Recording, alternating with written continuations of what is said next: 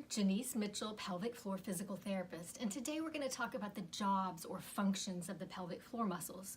Just like other voluntary muscles in our body have jobs or functions to do, so do the pelvic floor muscles.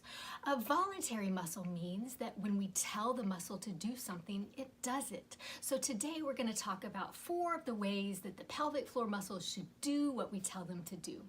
Before we go over the specific jobs, let's discuss the overview of anatomy. So the pelvis is like a bowl, and here we have a bowl. The bones make up the outside of the bowl. So you have bones at the front, on both sides, and at the back. And at the bottom of the bowl are your muscles called the pelvic floor muscles. So these muscles attach to the pubic bone in the front, to the tailbone in the back, and to the sides of the pelvis. First function is support. So the pelvic floor muscles need to support from below. I have a little visual aid here. We have a loom and a little saran wrap cover. And so the loom represents the bone, the pelvic rim, and this cover represents the muscles. And so the muscles need to support the organs. We have the bladder, the uterus, and the rectum. Okay, and so these muscles need to support these organs against gravity. See how they support? That's what the muscles need to do. The second function is sphincteric, which basically means to squeeze or to let go of the squeeze. So here is an example of a bladder. We have a yellow water balloon, and the muscles are wrapping around the outlet of this water balloon to keep it closed. What would happen to the water in the water balloon if the muscles didn't close? Let's see.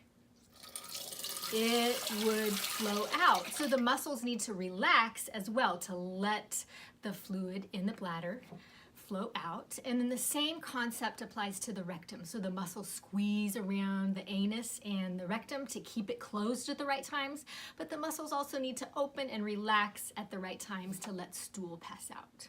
Pelvic floor muscles have a sexual function in males and in females. So the pelvic floor muscles are active during sex and during orgasms. They help with tone and sensation. They help with erections. But the pelvic floor muscles also need to have the flexibility and coordination to relax at the right time so that entry is painless and that sex is painless. The fourth function of the pelvic floor muscles is stability. So the pelvic floor muscles are part of your core muscles, and your core is kind of like a barrel or a canister that helps to keep your spine, pelvis, abdominal, and pelvic contents stable and secure. So at the top of this canister, you have the diaphragm, which is your primary breathing muscle.